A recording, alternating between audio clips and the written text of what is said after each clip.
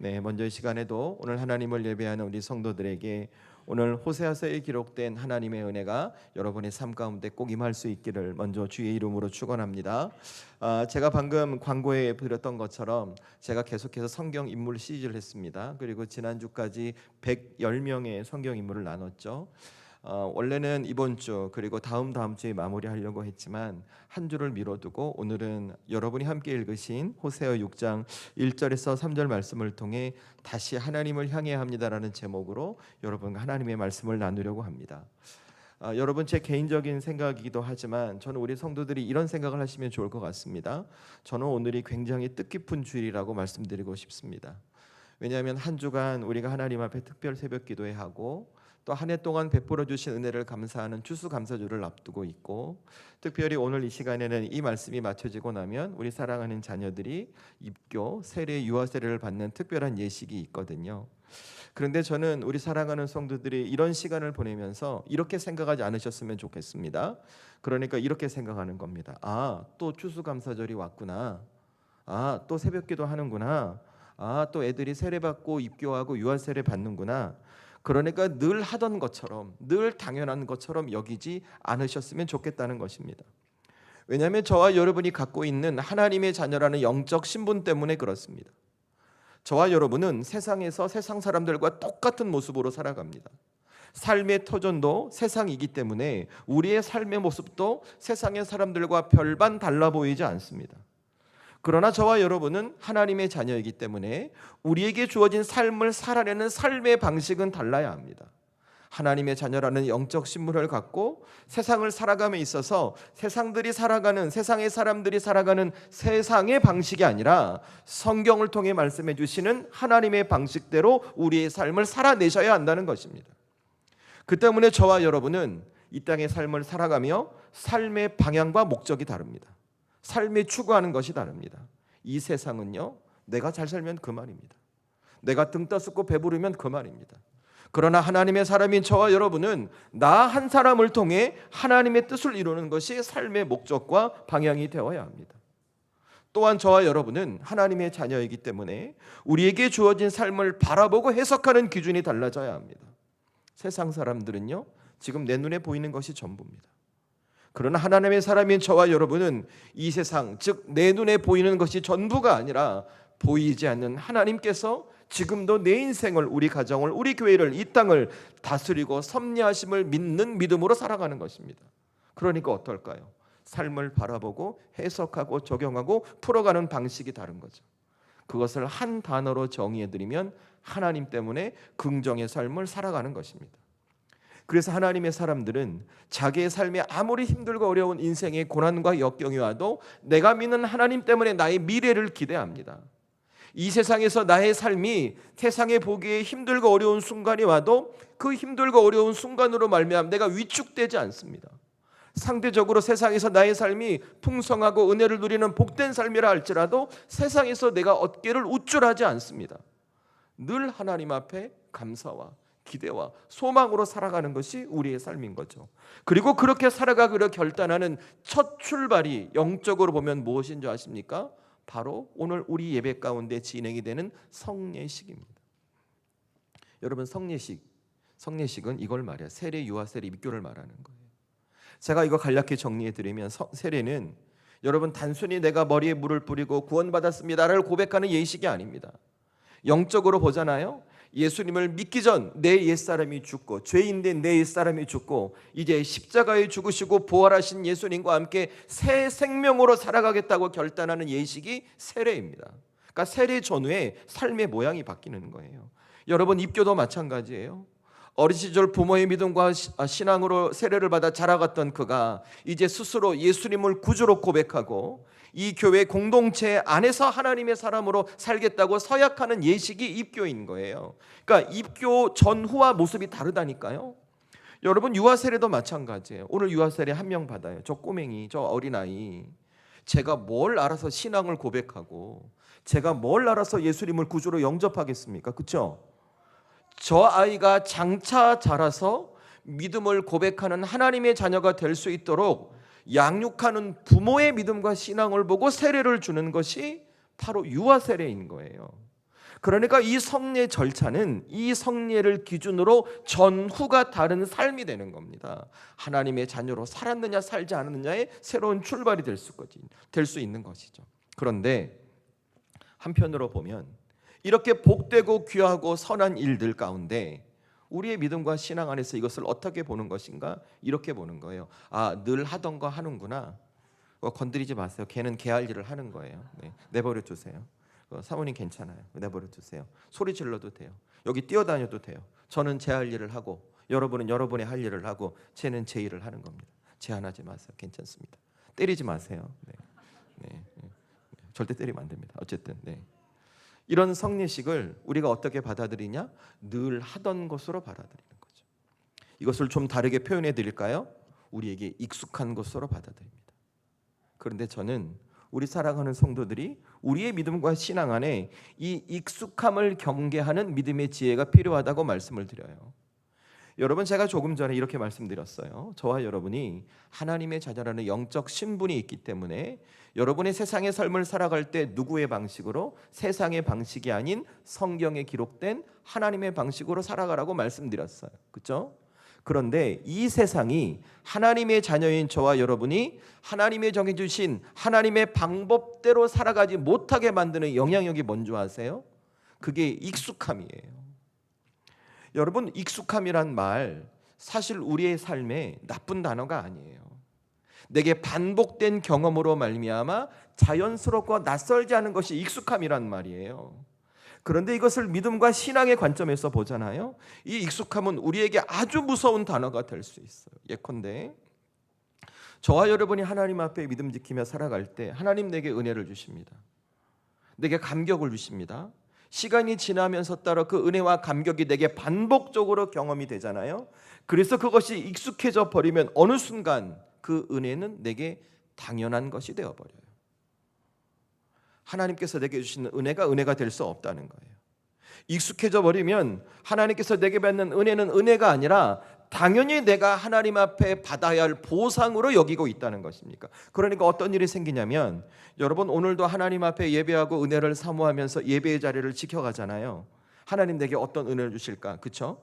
그런데 어느 순간 익숙해져 버리잖아요. 여러분이 이 자리에 앉아서 목사님 무슨 소리 하시는 거야? 오늘 설교는 왜 이렇게 길어? 별거 없네. 예배하는 자리를 판단하고 계산하고 그래서 내 보상을 취하는 자리로 생각하는 거예요.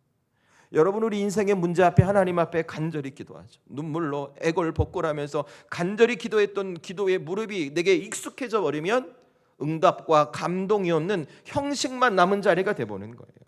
좀 더 말씀드릴까요?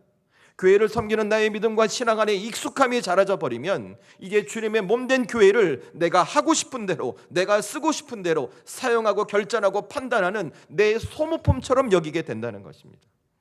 그러니까 어떻게 될까요? 겉은 하나님의 사람이에요. 속은 하나님의 사람이 아닌 거예요. 입술은 예수를 믿는다고 말하지만 그가 삶을 살아가는 행동, 태도, 외모, 눈빛, 말, 그의 삶에서 추구하는 모든 삶의 가치와 방향은 세상의 사람들과 다를 바가 없다는 것입니다. 그런데 저 출발이 무엇인가? 내 믿음과 신앙 안에 익숙함이 사로잡아 버릴 때, 당연한 것으로 여길 때, 그 당연함이, 그 익숙함이 내가 하나님 앞에 지켜가야 할 믿음의 선을 넘어버리게 한다는 것이죠. 여러분, 하나님은 살아계십니다. 여러분의 눈에 보이지 않고 여러분의 손에 잡히지 않는다 할지라도 이 세상을 창조하신 하나님, 우리를 십자가로 구원하신 하나님은 살아계십니다. 그리고 그 하나님은 우리의 머리털까지 세심만 되신 하나님은 우리가 이 땅에서의 삶의 일거수일투족, 우리의 말과 행동 모든 것을 다 지켜보고 계십니다. 그리고 다 기억하십니다. 그래서 때로는 우리가 심판받아야 하지만 하나님은 참으십니다. 왜요?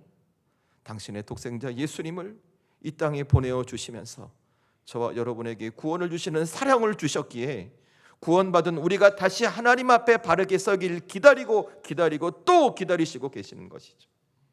그 때문에 저와 여러분이 늘 하나님을 예배할 때마다, 늘 기도할 때마다, 여러분에게 주어진 일상의 삶을 살아낼 때마다 무엇을 기억하며 살아가야 되는가? 하나님께서 내게 베푸신 모든 것은 하나님의 은혜다. 당연한 것으로 여기지 아니하고 익숙한 것으로 여기지 않는 믿음의 지혜가 있으셔야 한다는 겁니다. 여러분의 삶의 모든 것은 하나님의 은혜입니다. 내가 매일 아침에 눈을 떠 하루를 시작하고 하루를 마감하고 다시 다음 날을 꿈꾸고 내 미래를 기대할 수 있는 것, 그 모든 것은 하나님의 은혜입니다. 오늘 우리의 자녀들이 세례를 받고 입교를 하고 유아 세례를 받는 그 모든 것도 하나님의 은혜입니다. 우리가 추수감사절을 앞두고 특별 새벽 기도회를 하고 감사절 절기를 지키는 것도 하나님의 은혜입니다. 전 우리 사랑하는 성도들이 오늘 이 아침에 우리의 마음과 심령 가운데 모든 것이 하나님의 은혜임을 잊지 않고 살아가는 분들이 될 수 있기를 주의 이름으로 축원합니다. 근데 우리가 이것을 자꾸 놓쳐요. 오늘도 하나님 앞에 은혜 받은 것임을 알면서도 놓쳐요. 왜? 모든 것들이 익숙하거든요. 지난주에 드렸던 예배, 목사님 또 어떤 인물로 설교하실까 또 예상이 되고, 어떻게 하실까 판단이 되고, 자, 그러면 우리 어떻게 해야 될까요? 이런 익숙함을 넘어 모든 것이 은혜 받고 살아가는 하나님의 자녀로 살아가기 위해서 저와 여러분이 어떻게 해야 이 문제를 극복하는 하나님의 자녀가 될 수 있을까? 그 답이 오늘 말씀 1절에 있어요. 1절 말씀 함께 읽습니다. 시작. 오라 우리가 여호와께로 돌아가자. 여호와께서 우리를 찢으셨으나 도로 낫게 하실 것이요 우리를 찌셨으나 싸매어 주실 것임이라. 아멘. 자, 여러분 1절 앞부분 보시면 오늘 하나님의 선지자 호세아가 하나님의 백성인 이스라엘에게 뭐라고 말합니까? 어떻게 하자고요? 다시 여호와께 돌아가자라고 이야기합니다. 여러분 한번 잘 생각해 보세요. 왜 오늘 호세아는, 하나님의 선지자 호세아는 이스라엘 백성들에게 다시 여호와께 돌아가자 이 말씀을 했을까요? 여러분, 제가 결론부터 말씀을 드리면 오늘 성경 속 이스라엘 백성들의 모습이 우리와 별반 다르지 않아요. 여러분, 이 호세아서는 지금으로부터 약 2800년, 예수님 오시기 800년 전에 기록된 책이에요. 그런데 그때 이스라엘 백성들이 어땠는가? 그들의 삶이 먹고 사는데 지장이 없어요. 풍요로워요. 하나님 앞에 제사도 드리고 절기도 잘 지켜요.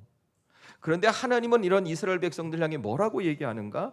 너희가 나 여호와께 돌아와야 한다라고 말씀하시는 거예요. 하나님 왜 이렇게 말씀하실까? 그냥 제가 직설적으로 말씀드릴게요. 지금 그들의 삶 속, 즉 성경 속 이스라엘이 그들의 삶에서 경험하고 누렸던 모든 하나님의 은혜가 익숙해져 버리는 거예요. 그들의 삶에 주어진 하나님의 은혜가 당연하게 느껴지기 시작하는 거예요. 그러니까 삶의 모습이 어떠냐면 그들이 하나님 앞에 하나님을 믿어요. 하나님 앞에 예배도 드려요. 절기도 지켜요. 근데 삶을 살아가는 방식이 하나님의 방식이 아닌 거예요. 제사라는 형식은 있지만 그들의 마음엔 하나님이 계시지 않아요. 삶의 중심에 하나님이 아닌 세상의 풍요가 차 있는 거예요. 그거를 우상 바알이라고 말해요. 겉은 하나님의 자녀인데 속은 하나님의 자녀가 아닌 거예요. 자, 여러분, 그러면 그런 하나님의 자녀들 하나님 심판하셔야 돼요? 심판하지 않으셔야 돼요? 우리의 논리와 상식으로 심판해야죠. 그죠? 근데 오늘 하나님 뭐라고 하세요? 심판하지 않으세요. 다시 돌아오라는 거예요. 그들이 하나님의 자녀로 다시 돌아오길 기다리시는 거예요. 기다리시다가 이제는 호세아의 입술을 통해서 말씀하시는, 얘들아 내게 돌아와야 한다. 너희가 돌아오면 너희를 싸맬 것이다. 너희가 돌아오면 너희를 치유할 것이다. 하나님 이렇게 말씀하시는 거예요. 여러분, 왜 하나님이 이 말씀하실까? 하나님은 이스라엘에 대해서 너무나 잘 아시는 거예요. 그들이 어떤 삶을 살아가야, 어떻게 살아가야 그들의 삶에서 가장 복된 삶을 살아가야 함을 하나님 알고 계시는 거예요. 그래서 하나님 그들을 애타게 부르시는 거예요. 돌이켜야 한다고, 다시 돌아와야 한다고, 다시 하나님을 향해야 한다고 오늘 애타게 간절히 하나님이 외치고 계시는 거예요. 저는 그런데 여기서 오늘 이 아침에 우리 살아가는 성도들이 오늘 이스라엘의 모습을 한번 잘 생각해 보시면 좋겠어요. 오늘 성경 속 이스라엘 백성들, 제사의 형식만 있고 하나님이 없는, 그들의 중심에 하나님이 없는 이스라엘의 모습, 하나님의 베푸신 은혜를 내게 당연한 것으로 익숙하게 여기는 그들의 신앙의 모습, 그들이 하나님을 믿되 하나님의 방식이 아니라 세상에 주는, 세상이 원하는 자기의 뜻대로 믿고 있는 그 믿음의 방식들 한번 잘 생각해 보세요. 여러분, 혹시 저와 여러분의 모습 아닙니까? 이거 우리의 모습 아닙니까? 전 우리 사랑하는 성도들이 오늘 이 아침에 우리가 지켜온 우리 믿음과 신앙의 모습을 돌이켜보기를 원합니다. 생각해보면 저도 여러분도 이 자리에 오기까지 우리 하나님의 은혜를 베풀어 주셨어요. 우리 하나님이 이끌어 주셨어요. 먼저는 내 인생을 붙들어 주셨고, 우리의 가정을 지켜주셨고, 내 일터를 하나님 채워주셨고, 힘들고 어려운 순간이 있을 때마다 내가 기도하면 하나님께서 내 눈물의 기도에 귀를 열어주시고 응답해 주셨어요. 그런데 어느 순간부터 나는 이 하나님의 은혜가 익숙합니다. 내게 당연히 주어지는 보상으로 생각하고 있습니다. 그러니 어떻게 해요? 하나님 앞에 하나님의 음성과 응답을 듣는 기도의 자리가 우리에겐 형식이 되어버립니다. 하나님을 경배하고 하나님의 말씀을 듣고 내 영적인 힘을 공급받아야 할 예배의 자리가 기쁨과 소망이 아니라 부담이 되어버립니다. 내 삶에 주어진 은혜 앞에 주님 감사합니다, 진실로 고백하지 아니하고 하나님 감사해요 이래 하는 습관처럼 고백하는 모습이 우리의 모습 아니냐 하는 것입니다. 여러분, 조금 더 직설적으로 말씀드릴까요? 하나님이 주신 은혜를 지금도 누리고 있으면서도 여전히 내 중심에는 하나님을 모셔드리지 아니하고 내 뜻, 내 방법, 내 계획대로 우리의 믿음과 신앙을 지켜가고 계시는 것은 아니냐 하는 것입니다. 우리의 믿음과 신앙에 걱정과 근심, 염려, 어쩌면 내가 바라고 원하고 해가는 것들이 하나님께서 꼭 주셔야만 한다는 그 욕심으로 채워지지 않고 있으시냐고 제가 묻는 것입니다. 근데 그거 아십니까? 우리 하나님 그런 우리를 향해 책망하지 않으십니다. 내가 너희를 어떻게 구원했는데 너희가 나에게 이럴 수 있어라고 우리를 원망하지 않으십니다. 오늘 호세아 말씀을 통해 우리를 부르시는 거예요. 사랑하는 아들아, 사랑하는 딸아, 내게 돌아오라, 내게 돌아오라, 내게 돌아오라. 내가 너희를 싸맬 것이고, 내가 너희를 치유할 것이고, 너희를 회복시킬 것이고, 다시 너희의 삶에 하늘의 은혜를 부어줄 것이다 라고 이 말씀을 통해 우리를 부르시는 거예요. 우리 이 말씀 앞에 우리가 어떻게 해야 될까요? 이 말씀 앞에 우리가 어떻게 해야 될까요? 다시 마음을 돌이키는 겁니다. 우리의 삶을 돌이키는 겁니다. 내 인생의 방향을 수정하고 내 것을 내려놓고 하나님을 향해 다시 하나님 앞에 바로 서는 믿음의 사람이 바로 저와 여러분의 삶이 되어야 한다는 것입니다. 그럴 때 우리 하나님 어떻게 하실까? 여러분을 기뻐하십니다. 두 팔로 안아주십니다. 탕자가 모든 것을 잃고 아버지에게 돌아갔을 때 그 아버지께서 두 팔로 목을 껴안고 기뻐하며 잔치를 베푸셨던 것처럼 저와 여러분도 마음과 신앙을 돌이켜 하나님을 향할 때 우리 하나님 기뻐하시며 여러분에게 은혜 주실 줄로 믿습니다. 그리고 여러분의 인생에 그 하나님이 개입하시기 시작할 것입니다. 그렇게 이 아침에 우리 사랑하는 성도들, 여러분의 믿음과 신앙과 태도를 돌이켜 다시 하나님께 향하는 분들이 될 수 있기를 주의 이름으로 축원합니다. 여러분, 그거 어려운 거 아니에요. 여러분의 시선부터 하나님을 향해 돌리는 거. 내 삶의 걱정과 근심에 내가 꼭 묶여 있잖아요. 다시 내게 주신 하나님의 말씀, 예배의 기도에 집중하는 거예요. 내가 내 힘으로 살아가려고 했던 내 자리를 내려놓고 하나님, 다시 하나님만을 의지하는 믿음의 사람이 되겠습니다라고 고백하는 삶의 자세를 회복해 가시는 거예요. 여러분, 꼭 그렇게 하십시오. 제가 이 강단에 서기까지 얼마나 많이 고민하고 정말입니다. 여러분, 믿고 한번 해보십시오. 그 제 얘기가 아니에요. 여러분에게 믿고 하실 때 그렇게 지켜가는 신앙의 모습은 여러분의 삶에 하나님의 회복을 불러오는 회복의 불씨가 될 것이며, 여러분의 믿음과 신앙은 하나님이 원하시는 믿음과 신앙으로 거듭나고 여러분을 싸매시고 회복시키시는 그 하나님의 역사가 반드시 일어나게 될 것입니다. 이 은혜가 우리 성도들에게 있기를 주의 이름으로 축원합니다. 그래서 오늘 이 말씀 통해서 우리 하나만 기억하십시다. 세 개는 너무 길고 하나만 기억하십시다. 그러면 그게 뭘까? 여러분, 우리의 돌아감은 길의 방향을 수정하는 것이 아니라 내 삶의 주인은 바꾸는 것임을 인정하세요. 여러분, 우리가 하나님께 향하죠. 하나님께 돌아가죠. 여러분의 인생의 방향 수정하고 싶어도 수정이 안 돼요. 하고 싶어도 안 돼요. 그러면 어떻게 할 수 있을까? 하나님이 내 삶의 주인 되심을 인정하고 살아가는 거예요. 여러분, 오늘 하나님께서 해주신 이야기를 잘 보세요. 1절과 2절 말씀 함께 읽습니다. 시작. 오라, 우리가 여호와께로 돌아가자. 여호와께서 우리를 찢으셨으나 도로 낫게 하실 것이요, 우리를 치셨으나 싸매어 주실 것임이라. 여호와께서 이틀 후에 우리를 살리시며 셋째 날에 우리를 일으키시리니 우리가 그의 앞에서 살리라. 아멘. 여러분, 하나님 말씀하세요. 지금 이스라엘 백성들에게 얘들아, 나에게 돌아와야 해, 이렇게 말씀하세요. 그런데 이 말씀 언뜻 보면 그들이 가고 있는 인생의 방향, 즉 인생길을 수정하라고 말씀하시는 것 같아요. 그런데 여러분, 그것이 전부가 아니에요. 하나님의 본 뜻은 너희들의 삶의 주인이 나라는 것을 인정하라라고 하나님 말씀하시는 거예요. 여러분, 지금부터 제 얘기 잘 들어보세요. 오늘 이스라엘 백성들, 제가 서두에도 말씀드렸어요. 이분들 잘 맞고 잘 살고 계세요. 지금 이 호세아 선지자는 이스라엘이 남과 북으로 갈라진 이후에 북이스라엘에서 활동했던 분이세요. 그때 다스렸던 왕이 여로보암 2세인데 이분이 이 나라를 통치해 갈 때 경제적으로 풍요를 누리고 살아갑니다. 그러니까 지금으로 말하면 그들의 삶을 잘 먹고 잘 살 뿐만 아니라 그들이 하나님 앞에 제사도 예배도 잘 드려요. 절기도 잘 지키는 거예요. 자, 그러면 하나님 그들을 향해 뭐라고 말씀하셔야 될까요?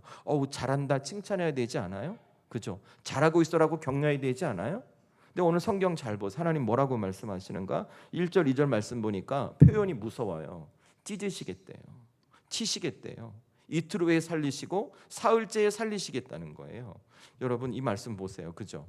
하나님 지금 이스라엘이 잘하고 있으면 이 말씀 하시면 돼요, 안 돼요? 안 되겠죠. 여러분, 이것을 이렇게 생각하시면 돼요. 우리 자녀들이 장성해서 결혼해서 가정을 이루고 살아요. 이 녀석들이 나름 열심히 살아서 집도 장만하고 잘 먹고 잘 살아요. 보니까 자신들의 삶에서 신앙 안 지킬 것 같은데 신앙도 잘 지켜요. 매주일 예배드리고 헌신하고 봉사해요. 11조도 하고 정말 열심히 살아요. 자, 그러면 그런 자녀들에게 우리 어떻게 말해요? 너네 잘한다, 열심히 하거라, 이렇게 말해야죠. 우리가 그 자녀들에게 너 그렇게 살면 망한다, 너 그렇게 하면 혼난다, 실패한다, 이렇게 말해요, 안 해요? 안 한단 말이에요. 그죠? 그런데 오늘 하나님 보세요. 그렇게 하지 않으시는 거예요. 우리가 보기에 이들이 잘하고 있는 것 같은데, 세상에 보기에 이들이 부재가 없는 것 같은데 하나님 뭐라고 말씀하시냐면 너희는 내게 돌아와야 한다. 안 그러면 너희가 찢어질 거야. 치임을 받을 거야. 상처받을 거야. 말씀을 하시는 거예요. 아까의 표현대로 하면 잘하고 있는 자녀들을 향해 부모님이 이렇게 말하는 거예요. 너희 그렇게 하면 망해. 주저앉을 거야. 실패할 거야. 똑바로 살아야 해. 이렇게 말하는 거예요. 자, 그러면 하나님 왜 이렇게 말씀하셨을까? 오늘 이스라엘이 틀렸거든요. 이스라엘이 겉과 속이 달랐거든요. 그들의 삶에 풍요가 있어요. 그들의 삶에 제사가 있어요. 근데 그들의 중심에 하나님이 없어요. 그들의 삶의 주인이 하나님이 되셔야 하는데 그들의 삶의 주인이 하나님이 아니라 내가 되는 거예요. 저 세상의 이방의 우상이 되는 거예요. 그래서 삶의 은혜가 풍요가 있지만 그들이 하나님 앞에 이것이 진짜 은혜라는 믿음의 고백을 하지 아니하고 당연하고 익숙한 것으로 여기고 있다는 거예요. 그러니까 어떻게 해요? 하나님 앞에 제사와 절기가 형식인 거예요. 형식. 겉과 속이 다른 거예요. 그런데 그들이 그렇게 살아가요. 왜? 그렇게 살아가도 아무런 문제가 없거든요. 그렇게 살아가도 하나님이 내게 주시는 것으로, 내게 은혜 주시는 것으로 지금 이스라엘이 착각하고 있는 거예요. 그래서 오늘 하나님 말씀하시는 거예요. 너희 내게 돌아와야 한다고. 돌아오지 않으면 너희가 깨질 거라고. 너희를 치게 될 거라고. 너희를 찢을 것이라고. 뭘까요? 그들이 하나님을 떠나 살았던 삶의 풍요가 깨질 것이고 그들이 누렸던 안락함이 무너질 것이라고 말씀하시는 거예요. 왜 하나님 이 말씀 주실까? 너희의 인생의 주인이 누군지 기억하라는 거예요. 이거 내가 너희에게 준 거라는 거예요. 이거 내가 진짜 주인이 누군지 보이겠다고 말씀하시는 거예요. 그래서 하나님 먼저 말씀하세요. 너희가 나에게 돌아와야 한다고. 그러니까 이 말씀은 단순하게 얘들아 너희가 정말 은혜 받는 믿음의 백성으로 살기 위해서 인생의 방향을 수정하는 것이 아니라 내가 너희의 주인됨을 인정하고 나와 함께 너희의 인생길을 걸어가야 한다라고 하시는 하나님의 간절한 외침임을 여러분이 보셔야 해요. 그래야 이들이 이렇게 살아가고 이들의 인생에 세상이 줄 수 없는 하늘의 은혜와 복이 주어지기 때문에 그렇습니다. 여러분, 오늘 요 앞에 10명의 자녀들이 있어요. 지금 대략 8명, 9명, 10명 있어요. 여러분, 입교하고 세례하고 유아 세례 받는 자녀들, 여러분 이 녀석들이 지금 이 세상에서 가장 잘 살 수 있는 방법이 뭘까요? 한번 생각해 보세요. 이제 중학생, 고등학생이거든요. 얘들이 중학생, 고등학생이 됐으니까 집에 가가지고 엄마, 아빠, 제가 이래봬도 청소년 됐고 세례도 받았는데 제 인생의 주인 저 아닙니까? 제가 좀 맘대로 좀 살겠습니다. 꿈을 펼치겠습니다 라고 말한다면 여러분 어떠세요? 그래 잘했다, 너 그렇게 살아라 라고 말하시겠어요? 들어주겠죠 처음에는. 그죠? 그런데 잘못 얘기를 하면 설득하고 설명하고 그들에게 자꾸 대화하시겠죠. 그죠? 그런데 이 녀석들이 고집을 안 피워요. 엄마, 아빠, 그래도 제 인생의 주인은 저 아닙니까? 제 마음대로 살겠습니다 라고 고집 피운다면 어떻게 해요? 패면 안 돼요. 패시면 안 됩니다. 물리력을 가하겠죠. 그리고 진압하겠죠. 그죠? 처절한 응징이 되겠죠. 그건 상상에 맡기겠습니다. 여러분, 이 자녀들이 가장 잘 살 수 있는 방법이 뭔지 아세요? 부모님 곁에서 부모님의 말씀 듣고 부모님과 함께 성인이 될 때까지 잘 사는 거예요. 그러면 때가 되면 밥 줘요, 옷 줘요, 용돈 줘요, 학교 보내줘요. 이 땅에서 연수가 다하고 하나님 나라 하나님 나라 가는 그날까지 우리 부모님들은 이 자녀들이 후원자가 되는 거예요. 여러분, 하나님도 똑같아요. 우리를 십자가로 구원하시는 그 하나님께서 우리에게 정말 바라는 게 무엇일까? 우리가 헌금 많이 하는 거? 교회 봉사 많이 하는 거? 전도 많이? 아니에요. 여러분의 삶에서 진짜 하나님이 주시는 은혜와 복을 누리며 살아가는 거예요. 왜? 우리가 하나님의 자녀니까. 그런데 우리가 어떻게 해요? 하나님을 떠나지 않아요. 하나님 주실 은혜를 기억하지 않아요. 전 우리 사랑하는 성도들이 오늘 이 말씀을 기억하며 여러분이 다시 내 인생에 하나님이 주인 되심을 인정하고 하나님이 주시는 은혜와 복을 누리는 분들이 될 수 있기를 주의 이름으로 축원합니다. 여러분, 그러면 그 복이 뭘까요? 3절 함께 읽습니다. 오늘 말씀 3절 읽습니다. 시작. 그러므로 우리가 여호와를 알자, 힘써 여호와를 알자. 그의 나타나심은 새벽빛같이 어김없나니 비와 같이 땅을 적시는 늦은 비와 같이 우리에게 임하시리라 하느니라. 아멘. 자, 이 말씀 보면 하나님께서 두 가지 은혜를 주신대요. 첫 번째, 새벽빛같이 하나님이 나타나신대요. 이게 무슨 얘기일까요? 이게 무슨 말일까요? 여러분, 새벽 예배 오시는 분들은 알아요. 제가 보통 뭐 빨리 오면 4시 15분 뭐 이렇게 와요, 교회. 그때는 깜깜해요. 그죠?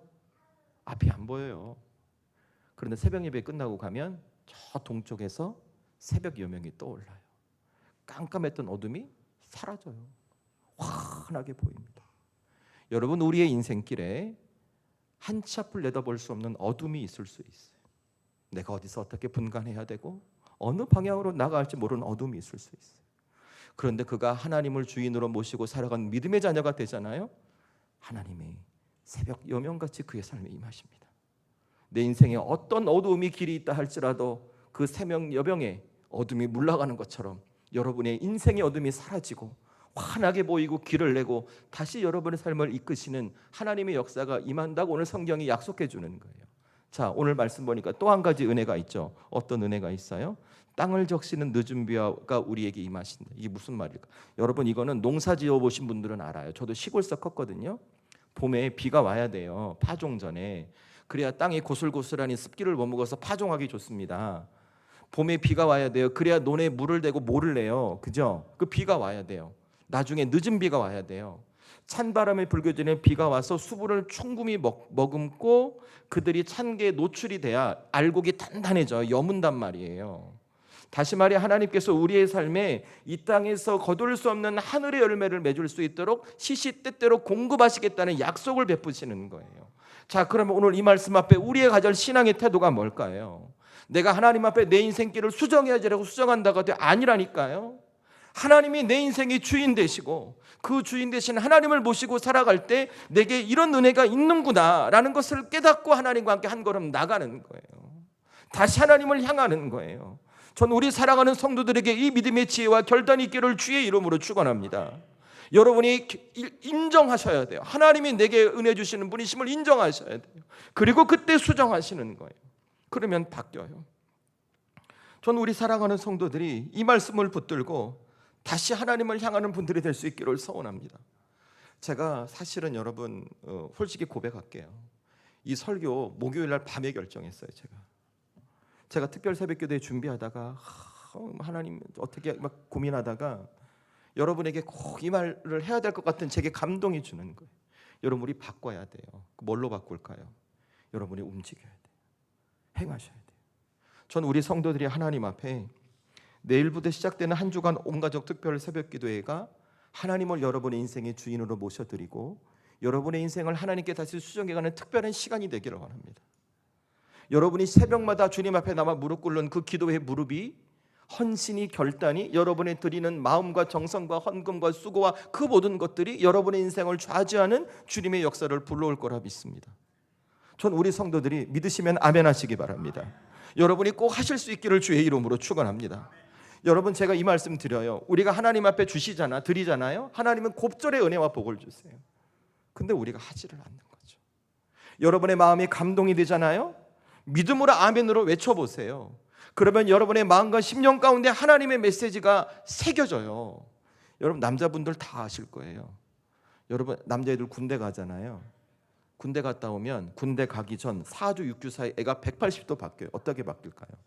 훈련소 가서 큰 목소리 외쳐. 저 해병대 출신이거든요. 전역한 지 24년 됐거든요. 훈련소 때 이은 해병의 긍지 아직도 외우고 있어요. 군대 가서 소리를 얼마나, 지금도 그때 기가 생생해요. 여러분이 하나님의 말씀에 감동이 되잖아요. 입술로 아멘으로 고백하시기 바랍니다. 그 말씀이 여러분의 의식 속에, 마음과 심령거에 새겨지고 여러분의 삶을 이끌어 갈 거예요. 참지 마세요. 믿음으로 고백하시고 여러분이 드릴 때 우리 주님은 이번 한 주간 새벽을 통해 여러분의 삶을 바꿔가시고 다시 여러분의 삶에 하나님의 은혜를 채우는 선한 역사가 있게 될 줄로 믿습니다. 그러니 여러분, 오늘 이렇게 한번 마음속으로 결단하시면 좋을 것 같아요. 하나님, 제게 참 어리석음이 있었습니다. 이것이 당연한 것으로, 이것이 익숙한 것으로 여긴 어리석음이 있었습니다. 그러나 이제 그 어리석음을 뒤로하고 다시 하나님이 내 인생의 주인 되심을 모셔드리고 하나님과 함께 제 인생의 방향을 수정합니다. 다시 주님을 향합니다. 한 주간 새벽을 통해 저를 만나시고 우리 가정에 은혜 부으시고 우리가 다시 한번 하늘의 은혜, 새벽의 여명처럼 찾아오시는 주님의 역사, 그 이른 비와 늦은 비를 내리는 하나님의 은혜 경험하는 제 인생, 우리 가정, 우리 교회 되게 하여 주옵소서. 이렇게 결단하고 헌신할 때 우리 하나님의 약속이 우리 성도들의 삶에 꼭 이루어질 줄로 믿습니다. 이 주의 은혜가 우리 성도들에게 있기를 주의 이름으로 축원합니다.